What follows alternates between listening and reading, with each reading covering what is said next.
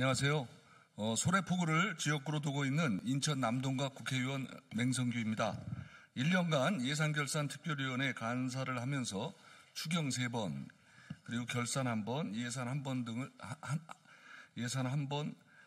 등 국가 예산을 처리하였습니다. 그리고 2년 전에는 예산결산위원회 소위원으로 활동한 바 있습니다.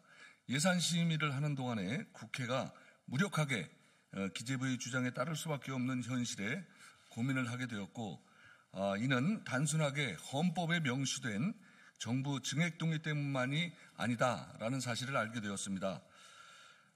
그리고 저는 국토교통부 근무 중에 예산과장 그리고 예산실무자로 4년 동안 예산 업무를 직접 담당한 바 있습니다.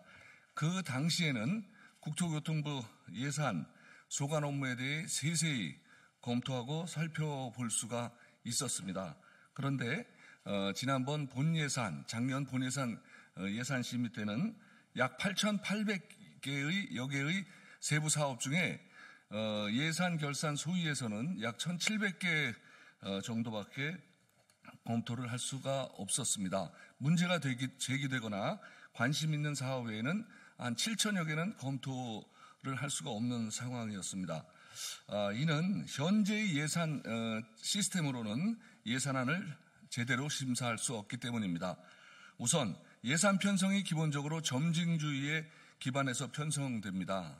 그래서 한번 편성된 예산은 수혜계층의 저항으로 표를 의식하는 국회에서는 현실적으로 삭감하기가 어렵습니다. 또 유사중복 예산은 부처 이기주의로 역시 삭감하기가 어렵습니다. 심의 과정에서 상임위는 온정주의로 일관해서 삭감을 기대하기도 어렵습니다. 예결위는 실제 활동 기간이 9월부터인데 국감, 결산 활동 등으로 11월 한 달만 활동을 합니다. 심의기관이 절대적으로 부족합니다. 또한 예결위 전체 회의는 질의를 통해 문제 제기를 하는 방식 외에 할 수 있는 활동이 없습니다. 소위에서는 삭감 논의만 이루어질 뿐 증액 논의는 시간 부족을 이유로 비공개로 이루어지고 있습니다. 게다가 증액은 정부 동의 없이는 일원도 증액할 수 없어서 결국 정부와 타협할 수밖에 없습니다.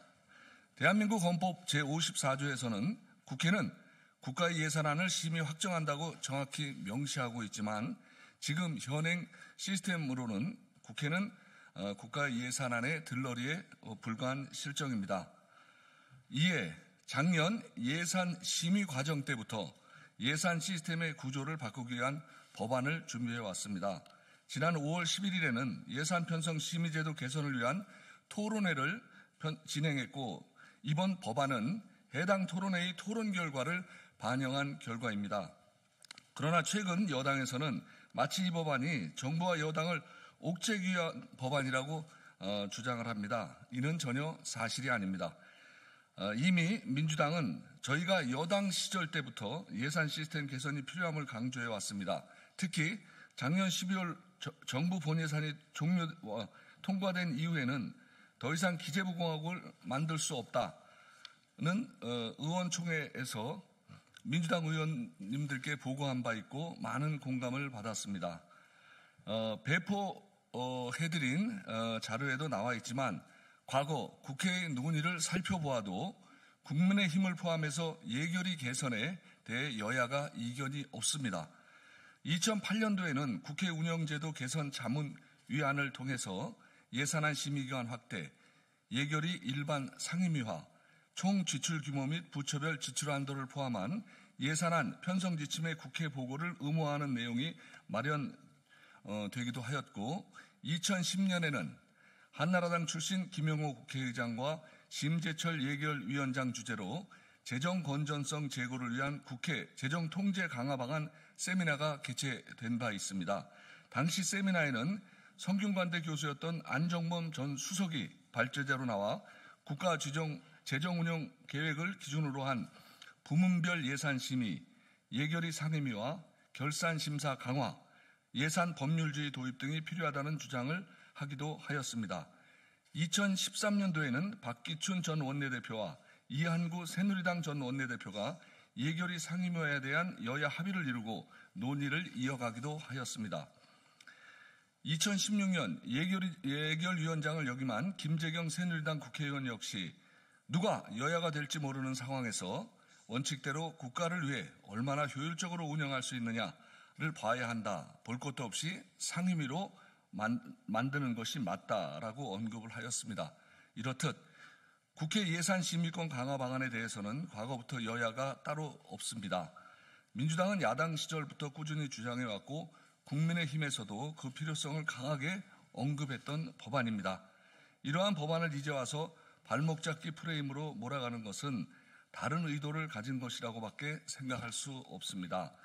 예산안 심의를 보다 심도 있게 하기 위한 법안을 예산안이 국민을 위해 사용될 수 있도록 하는 법안을 경쟁의 대상으로 삼지 말아 주시기를 바랍니다. 법안이 개정안이 통과가 되면 가장 힘들어지는 부분은 아마 기재부일 겁니다.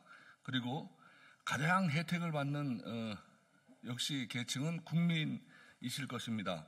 앞으로 우리 사회는 코로나 사태와 같이 예측할 수 없는 문제 상황에 직면하게 될 것입니다. 그리고 국민의 삶을 위해 사회 각 분야에서 많은 재원이 필요로 할 것입니다. 국민의힘에서도 헌법에 보장된 국회의 예산 심의 확정 기능이 제 기능을 발휘할 수 있도록 동법안 논의에 적극 참여해 주실 것을 요청드립니다. 법안의 상세한 내용은 보도 자료로 대체하겠습니다. 감사합니다.